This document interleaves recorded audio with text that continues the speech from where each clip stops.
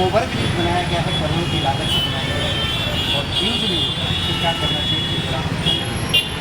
Sir ये सबसे पहले तो हमारी जो नगर निगम हमारे वार्ड नंबर 4 लगता था उसमें पहली दफ़ा आई, और नगर निगम का ये सबसे बड़ा फेलियर है। ठीक है, इसमें करोड़ों रुपए की लागत लगा के, और ये आज तक 14-15 साल हो गए, आज तक ये यूज़ नहीं हुआ। पुलिस प्रशासन ने कोशिश भी की कि आम पब्लिक इस पे इसको यूज़ करे, लेकिन ये बहुत लंबा होने के कारण इसको कोई यूज़ नहीं करती। लंबा होने के कारण अगर इस्तेमाल नहीं करता है आदमी, स्त्री हो या पुरुष हो, तो अपनी जान पर कहीं ना कहीं जोखिम लेकर चल रहा है। पुलिस कहती है कि आप इस तरह से नहीं, ऊपर से आओ, लोग आते क्यों, कारण क्या है? लोग इसलिए नहीं आते हैं, इसके ऊपर बहुत ज़्यादा नशे का कारोबार चलता है, सारे नशेड़ी होते हैं। जब लोगों को तनख्वाह का टाइम होता है 8 से 10-12 तारीख के आसपास, तो लोग अपनी तनख्वाह लेके आते हैं। तो यहाँ पे जितने भी नशेड़ी समय के जो रहते हैं वो अपने साथ में किसी एक लड़की को रखते हैं, ठीक है। फिर बोलते हैं कि भाई आप हमें जो भी कुछ है पैसे वगैरह तो नहीं देते हैं, तो वो लड़की अपने कपड़े फाड़ लेती है।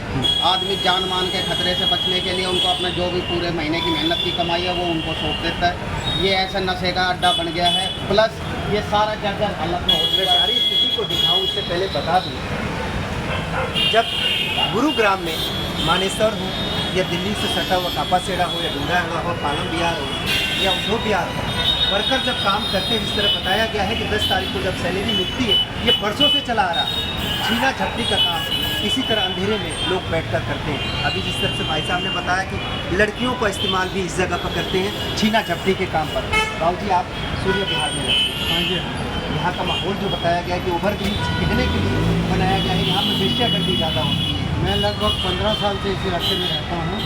मैंने कभी किसी को यहाँ ऊपर चढ़ते नहीं देखा, सिवाय यहाँ जुआ, शराब की तस्करी, नशा। शाम को काम होते ही नशे के यहाँ खेल शुरू हो जाते हैं, गंदगी मची रहती है। कोई भी आम आदमी हिम्मत ही नहीं करता कि इससे हो जाए। औरतें तो ऊपर आते हुए डरती हैं, क्योंकि यहाँ सुरक्षा की असुरक्षा ही असुरक्षा है। गंदगी इतनी है, अंधेरा हो जाता है, लाइट नहीं है, कोई सफाई व्यवस्था नहीं है, कोई आदमी कोई भी इसको इस्तेमाल नहीं करते हुए मैंने देखा। क्या दिन में 2-4 लोग आरस भट्ट जो है इस जगह पर आए या नहीं आए, सवाल ये उठता है। यहाँ के जो पार्षद हैं उन्होंने क्या काम करा है? पार्षद बनने के बाद कानूनी तौर पर अगर बात करें, कानून की सहारा लेते हैं, तो यहाँ एडवोकेट साहब भी हैं, हम उनसे बात करेंगे। इस तरह की कंडीशन में अगर रात में कोई घटना घट जाए या किसी को कोई मार कर डाल जाए, तो इसका जवाबदेही किसका बनता है? सर आप ये कोर्ट में बैठते हैं, जिससे लोगों का सलाह देते हैं, कभी कानून को लेकर इस तरह सलाह दिया सरकार को? मैं आपको एक चीज़ बताना चाहूँगा, इस रोड के दोनों छोर पे ठेके खुले हुए हैं और ये दिल्ली और हरियाणा का बॉर्डर है। आप ये मानिए ये द्वार है हरियाणा का। अगर इस तरीके से यहाँ पे कार्रवाई होती है, ना यहाँ स्ट्रीट लाइट की कोई व्यवस्था है, ऊपर चढ़ना तो बहुत दूर की बात है। आप देखिए इसकी एंट्री वहाँ से शुरू होती है। अभी पीक आवर से अपना कैमरा दिखाइए, यहाँ से नीचे दोनों तरफ ठेके हैं। यहाँ पे ये लोग हैं, ये बाहर ये रेडी है जितनी भी लगी हुए हैं, यहाँ सारे आम लोग शराब पीते हैं खड़े होके। अब देखिए अगर इस तरीके से यहाँ पे चढ़ना तो बहुत दूर की बात है। ये स्पेशली चरस, गांजे और जुआरियों का अड्डा है। अभी आप जैसे आए, आपके सामने लोग यहाँ से भाग रहे थे, उसका एक ही रीज़न है, इसकी जिस तरीके से व्यवस्था बनाई गई थी आज तक ये फेलियर है, इसका कोई भी यूज़ नहीं हो पाया है। उसका कारण है अगर इसकी कोई फिजिबिलिटी होती, सरकार कोई एक्शन प्लान बनाती, तो उस तरीके से यूज़ होता। अब देखिए जिस भी तरीके से ये यूज़ हो रहा है, इसका क्या यूज़ है यहाँ पे?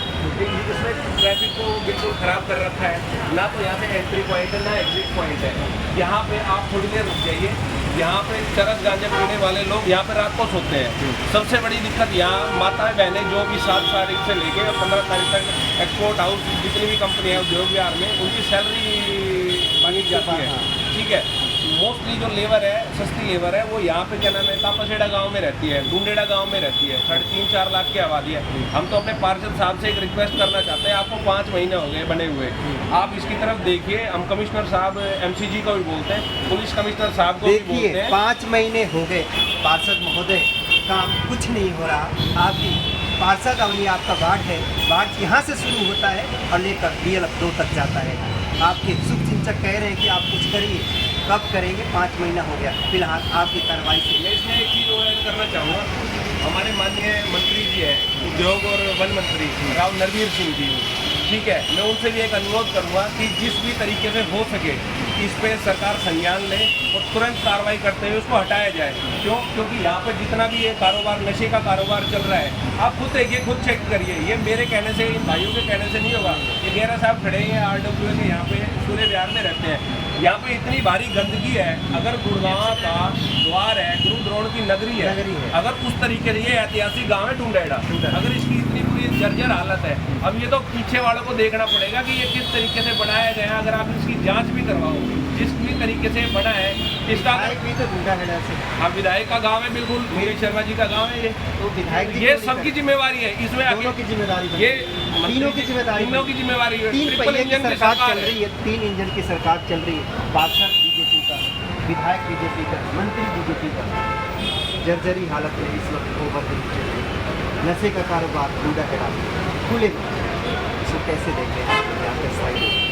जिस हिसाब से हमने सोचा था कि ट्रिपल इंजन की सरकार काम करेगी, उस हिसाब से ये पूरा टोटल फेलियर दिखाई दे रहा है हमें।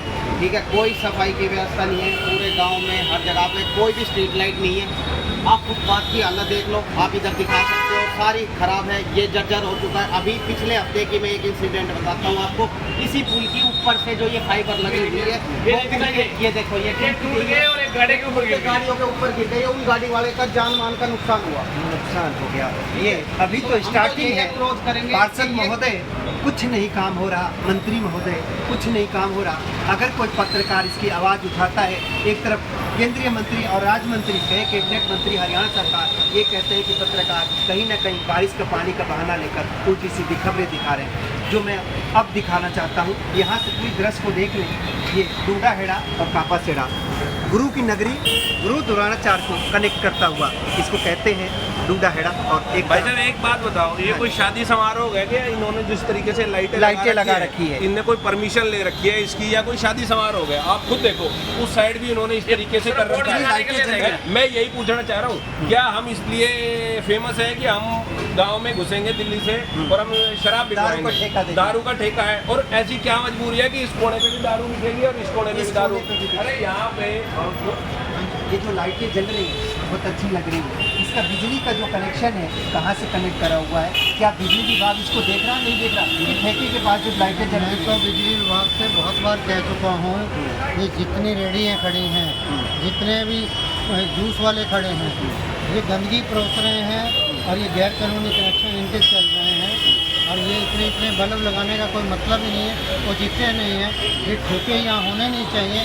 या पास में मंदिर है, पीरगाह है, ये रेजिडेंशियल एरिया है, माताएं बहनें निकलती हैं, तो ये ठेके यहाँ होने ही नहीं चाहिए। और इसके अलावा गंदगी देख लो, अतिक्रमण देख लो सड़कों पे। अभी आप यहाँ से देखिए कितना नीचे कूड़ा करकट बना हुआ है, और हमारी सरकार कोई काम इस तरह का नहीं कर रही है। अतिक्रमण की बात कर रहे हैं। RS भट्ट साहब यहाँ आए थे, उनको तो बड़े लोग हीरो मानते हैं कि भाई अतिक्रमण अगर हटाना है तो RS भट्ट को फ़ोन करो या याद करो, वो आ जाते हैं। क्या हनुमान की तरह यहाँ प्रकट हुए कभी? ये पिछली दिवाली से एक हफ्ता पहले वो आए थे और इनको बोल के गए कि मैं जल्दी आऊँगा, मैं आपको वार्निंग देने आया हूँ, अभी त्यौहार है, 2 दिन का टाइम है, आप यहाँ से चले। उनके बाद से लगातार उन्होंने 2 ईमेल ID जारी किए थे कि आप अतिक्रमण की फ़ोटो भेजिए ईमेल ID पे, और उनको प्रायोरिटी से कार्रवाई की जाएगी। GMDA की ईमेल ID है, DTP की खुद की ID है। मैं लगातार कोई 200 से ज़्यादा ईमेल भेज चुका हूँ और उनका मैं बराबर रिमाइंडर सर आपको एक चीज़ दिखाना चाहूँगा। क्या ये फुट ओवर ब्रिज ये ठेके की प्रमोशन के लिए है? देखिए वो सामने देखिए जो बोर्ड लग रहा है देसी ठेके का और इंग्लिश ठेके का लिख रखा है बेकायदे। और ये दोनों तरफ लगे हुए हैं। दोनों तरफ मैं दोनों आपको तरफ आगे लगे भी हुए हैं। दिखाऊंगा। इससे पहले आगे भी हम लोग देख लें एक बार किस तरह से दिखाने की वो फट पे है ना। उधर आ जाइए। ये ब्रिज दारू के ठेके के लिए है। और ये वाला दिखाना है कि भाजन ये गंदगी है, पानी कोई ड्रेनेज सिस्टम नहीं है। ये हमारा गुड़गांव का फेस है। ये ड्रेनेज पे और ड्रेनेज भी लेना है। चलो ये तो भाषा है ना, जाओ बहुत